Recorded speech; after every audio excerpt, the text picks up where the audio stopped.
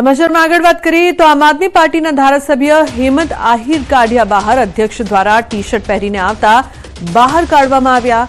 T shirt પર ખોટી જમીન માપણી રદ કરો વાળું લખાણ સાથે આવ્યા હતા। વિધાનસભા ગૃહમાં ખોટી જમીન માપણીવાળી ટી શર્ટ પહેરીને તેઓ આવ્યા। આપના ધારાસભ્ય ગૃહમાં પહોંચ્યા।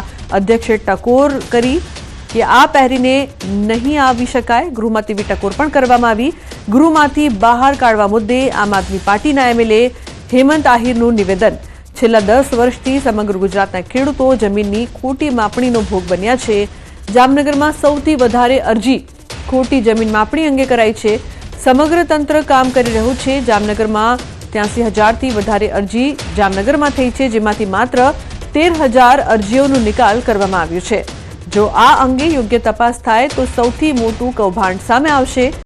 તાનાશાહી સરકાર અમને વિરોધ પ્રદર્શિત કરતા અટકાવ્યું છે। 25,000થી વધારે અરજીઓ કરવામાં આવી છે। 100 કિલોમીટરની ખોટી જમીન માપણી અંગે રેલીઓ પણ યોજી છે।